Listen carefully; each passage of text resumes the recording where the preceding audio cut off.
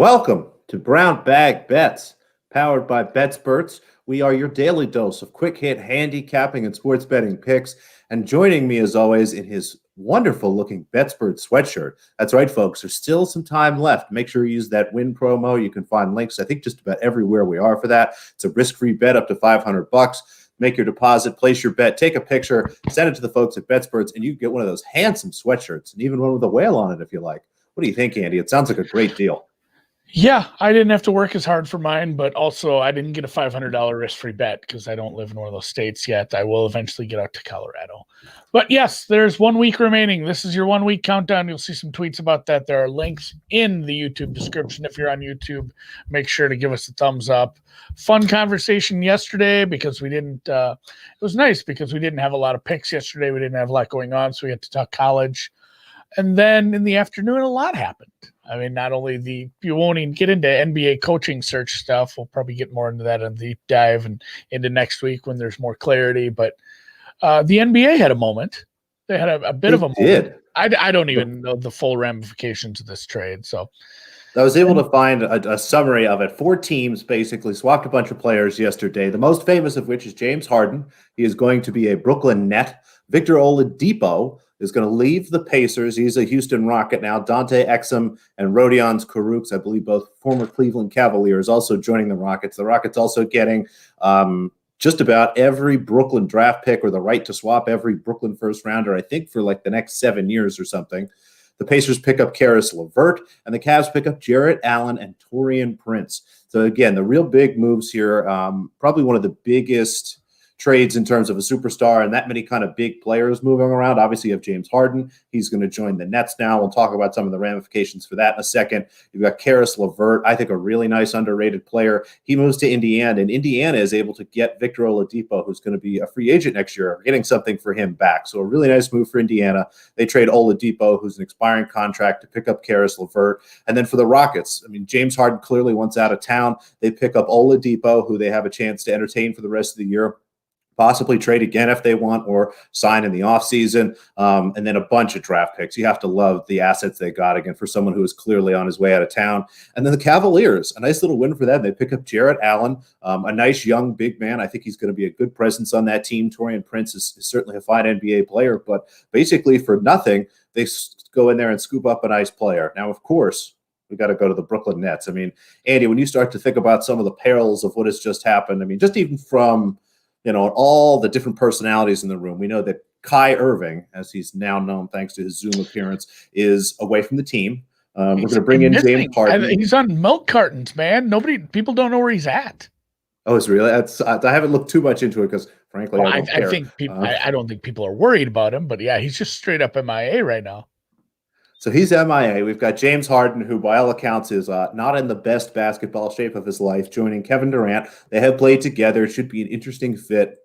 What concerns me here from a basketball perspective is the Nets gave up a lot of depth here. Karis LeVert, obviously, all the touches that he's got are going to go to Harden. That makes perfect sense. But losing a guy like Jarrett Allen is going to force them to play a lot of minutes with DeAndre Jordan, a lot of minutes with Jeff Green at 5. They're going to have to go through the buyout market or try to see if current available free agents, try to dust off somebody like Scalabissiere, try to dust off somebody like Tyson Chandler. I really am concerned about the Nets, given their tough start to the season, given the injuries. We know Spencer Dinwiddie continues to be out. We don't know when he's going to be back. He's going to be an important piece now with all these little different things moving. So, Andy, I know, again, you're not the biggest basketball guy, but if you look at the markets here and some of the futures, there's a lot of respect here for the Nets now. They have flown up to plus 140 to win the East after being, pretty much neck and neck with the Milwaukee Bucks. What do you think about that move? As we start to think of some of the larger ramifications, does that make sense to you? I think it's probably an overreaction, again, without being the biggest NBA guy, without even seeing this team play, without knowing if Kyrie will play, if he's just going to – because he's off the deep end a little right now. He might be completely off the deep end. Harden looks fat as shit, and – I don't know what the depth looks like in this team now. And we've shown that depth isn't everything. If you have, if let's say you have 2 of the top 5 players in the league and like LeBron and AD, the depth sucks. Like it's going to be bad when those 2 are both off the court, or even when one's off the court, the depth is going to hurt you. But at the same time, when you have 2 top 5, top 10 players on a team, you can make it work out. So I'm not saying like this is a disaster, this won't work out. I think the Nets are done. Like, I mean, it likely makes them better, but does it make them that much better than the Bucks? The Bucks improved in the offseason. I mean, wouldn't you agree the Bucks did some things to improve in the offseason? The Bucks are still a very good team. The Bucks have the reigning MVP, defensive player of the year. I don't know. It's awful early in the season to just say, well, the Nets should win this like 45% of the time. Yeah, the Bucks are definitely much better, and again, even talking a little more about the Nets from a more macro perspective. When you look back at the history of these super teams, trying to put together these guys all in the same year. Yes, Kevin Durant was technically on the team last year, but this is the first year Durant's playing with Irving. They bring in James Harden, and you start to look. I mean, the best the team ever did there was the Miami Heat, the first year of the Heatles, and yes, they made it all the way to the finals, but they didn't win the championship. And there was, frankly, a lot more diluted Eastern Conference that they got to play through at that time. I think when you start to look at some of the competition here, and then you start to look at the quality of the players. I mean, again, the Miami Heat and that team had Dwayne Wade, LeBron James, and Chris Bosh. LeBron James, arguably the second, if not second best player of all time. Dwayne Wade, one of the 3 or 4 best shooting guards of all time. Chris Bosh will go down as probably one of the more underrated players of all time, given how short his career was. And you start to look at what the Nets have. It's not comparable to me. You don't have, you look at Kyrie Irving, you look at James Harden, you look at Kevin Durant. Kevin Durant's obviously spectacular. He's going to be one of the best players to ever play the game. Looks pretty good. He's kind of assuaged a lot of my concerns about his injuries, but you start to look at that, and yes, once they get to the playoffs, if they can make it that far, you're right. You've got the 3 best players. You got 3 great players. If everyone's happy and playing well, that's going to be a really devastating team to try to guard defensively. And they have enough pieces, I think, to cover up on the other end for Irving and Harden's shortcomings, but I struggle to see how they deserve to be plus 140 to win the Eastern Conference. So I actually grabbed some Milwaukee Bucks plus 350 to win the East here. Start to look around. I think any number better than plus 300, and there's some 325s, 350s. I looked at about 6 or 7 places. I think anywhere in that range is a great bet. I think we're going to have a chance to cover it later on if we want. And frankly, I think as this continues to go on, as we start to see. Well, yeah, I mean, what would you make that series? Let's say this works out and they play really well. They win their division. They, obviously top 1 or 2 seeds in the East, and they, let's say it's top 2 seeds either way, and the Bucks and the Nets meet in the Eastern Conference Finals. What do you make that price if the Nets are playing very well? I don't think it's Bucks plus 350 in that series. No, it's not. I think you're looking at, again, if the Nets are lighting the world on fire, it's minus 150. Yeah, like maybe minus 175. It might flow out. It might get out to minus 200 for a little bit, but as soon as it does, guys like me and you will come in and beat it back. I think a little bit the other way. Sure. Just really like the matchup here as you start to think about even that series. As good as Brooklyn's going to be, they're going to have Kevin Durant trying to guard Giannis, I think, the whole series, and trying to score a ton of points on the other end. So I think it's going to be a lot of challenges when they get there, and I think Milwaukee's going to be fresher again with the depth that they have and stuff. I think they have a better chance of being a higher seed, which might not matter with no home court, but we'll see. So I think this is a great spot to jump in on some Milwaukee Bucks here. As you start to look at the other teams, the next 3 are the Sixers, Celtics, and Heat. I still have a lot of question marks about those teams, especially given now what we're seeing, what's going on with COVID. So I don't expect those numbers. They're all right around 7-1 to move a whole lot. So we'll wait a little bit and try to see things there. But I think now is the time to grab some Bucks. I like it. So out of the future into the now, we've got some NBA tonight. So you've got a couple plays. It looks like there's still some numbers that are very gettable. What say you? Let's see. We've got 2 underdogs again here. Let's start with the Hornets of Charlotte. It looks like Gordon Hayward might play. It looks like he might not play. When I start to look at this line, it seems like it's priced as if he's not going to play, which is fine by me. He's a great player. I think that what we're going to get tonight is, frankly, a lot more LaMelo Ball minutes. I know that it's a back-to-back for Charlotte, but it's a younger team that's got a little bit of depth in terms of what they're trying to do every night. I think this is a really nice spot for Charlotte. And again, I think there's a little maybe overreaction to Hayward not possibly playing. So grabbed some +9 earlier. I believe there's still a couple 9s floating out there. It's starting to move to 8. I would play this down to 8. Obviously, I like 9 better. No lower than 8 here. Charlotte has been a very nice team to back this season. as I start to look at some of their profitability. They've been pretty good to bet on against the spread. So happy to grab them. And again, Toronto's been a nice team to fade. So happy to continue to go against Toronto, who continues to struggle to put it together here. Take a lot of points with Charlotte. I got 9. Happy to take it down to 8. Take it. Anything else? We've got the Warriors of Golden State. They are playing in Denver. Denver been, again, another nice team to fade here. They've been very, I think, one of the least, if not the least, profitable team to bet on from a closing spread perspective. As I start to look back at some of my numbers, I think Golden State continues to get better and better. And I think the market has still got some of the numbers from those early season blowouts built into some of these prices. I think as you start to clean those out, you see a much better Golden State team that I think might actually even have a chance to win this game outright. So I'm happy to take the +5 here. Let's say pretty close to this number. 4.5 is probably okay. 4 for maybe a little bit of a lesser play. Or, if it gets that low, just, kind of put a fun, maybe quarter unit, something on the money line. I think they have a real chance to win this game, but I love the number at 5. Like it, yeah. Little NBA action. I've got some, hopefully one of these days, rebounding. I just can't get any grip on the college markets, but I'm not a quitter, so I'm just going to keep pounding money into it with a few plays. The Pacific Tigers +3. I actually think I don't mind a money line play on this one, actually. I think they win. Santa Clara is a tough team. Santa Clara just had a nice win against St. Mary's, but I think probably a little overrated at this point, and these teams are a lot closer to a pick than me. Getting a couple points here, I don't hate. Another Tigers. I think I bet on 2 Tigers this day. Tennessee State, good defensive team. They're a bad team. It's a lower ranked team, but their defense is decent, all things considered, for where they fall in the spectrum of the 350 some teams against a team with a little bit lower efficiency rating on offense. So I like this matchup. You can get 7 points, a couple possessions here, and the Blue Devils. I bet on the Blue Devils today. Not those Blue Devils, though. Central Connecticut State, the other Blue Devils of God knows what conference. I kind of want to look that up now. I think it's maybe the Northeast, the NEC.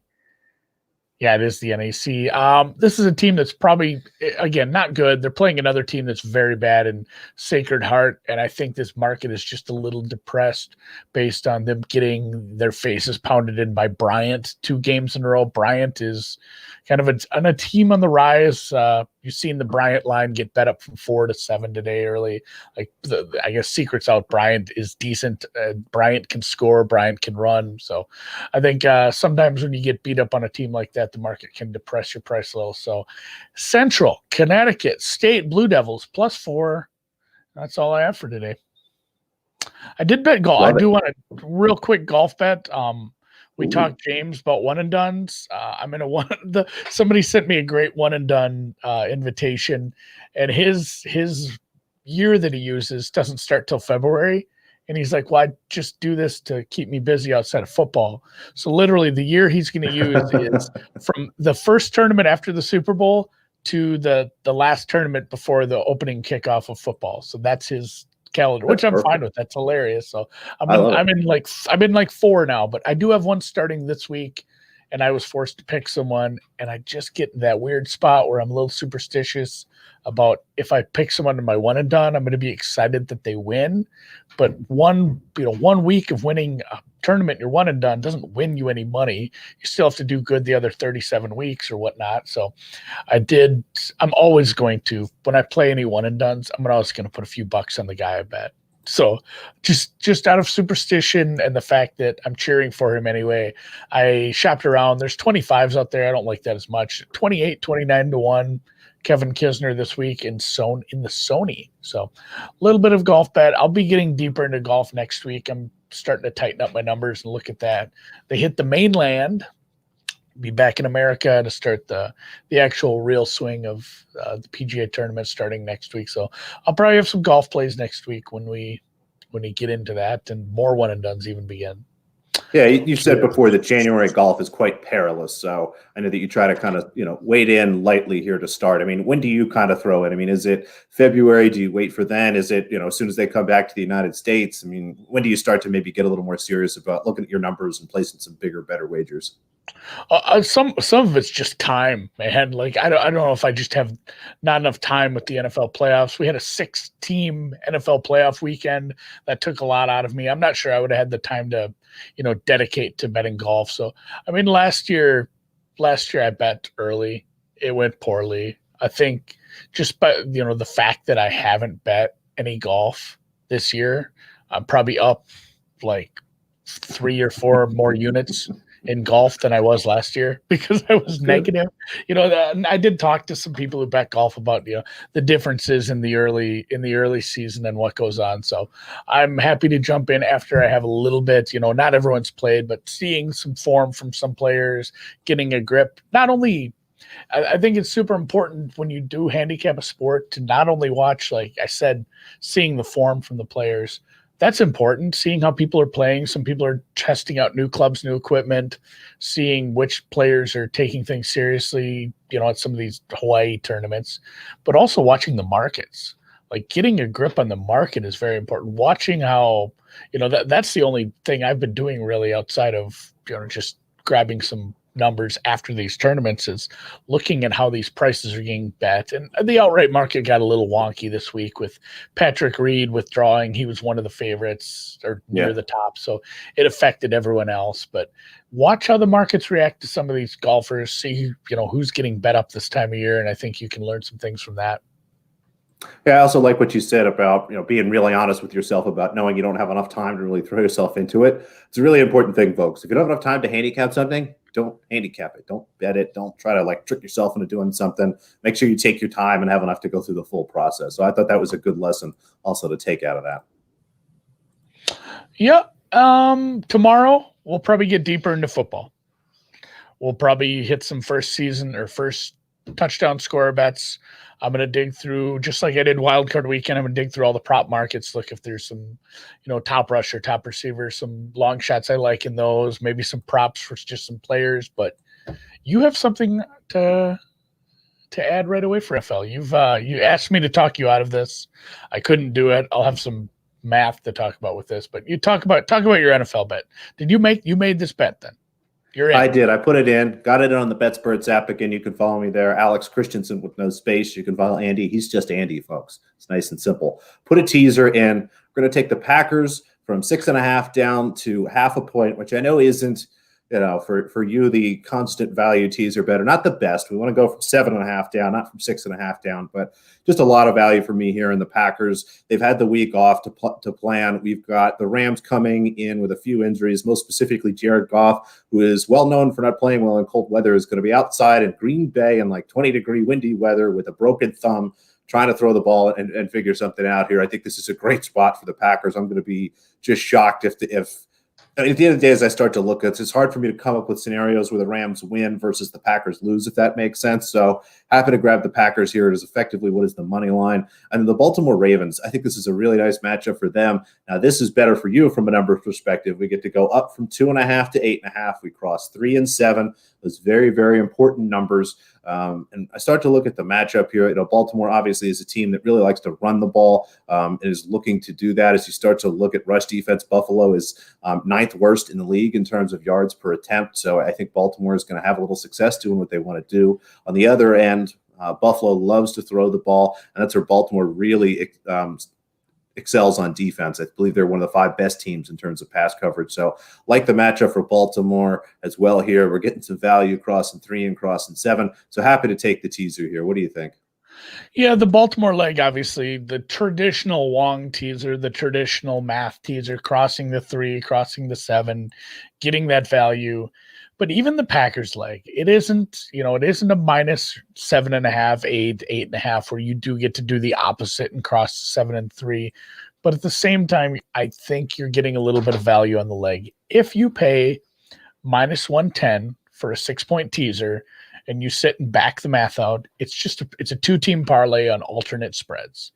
And what you're doing, if you're saying each one you're paying the same price, it's parlaying Baltimore plus 8.5 -261 and Packers -0.5 -261. So essentially you're betting Packers money line because this game cannot end in a tie. In the regular season, there is a very minute chance that you could lose this teaser when the Packers tie. There's a tie, once or twice a season, and you would lose this teaser on a tie. This game will not tie. I can guarantee that. So it does change. It's not a big change, but it does change the fact that betting -0.5 is betting the money line. If you go look in the market right now, the best number I can find for Packers money line, and I'd say a consensus is probably -310.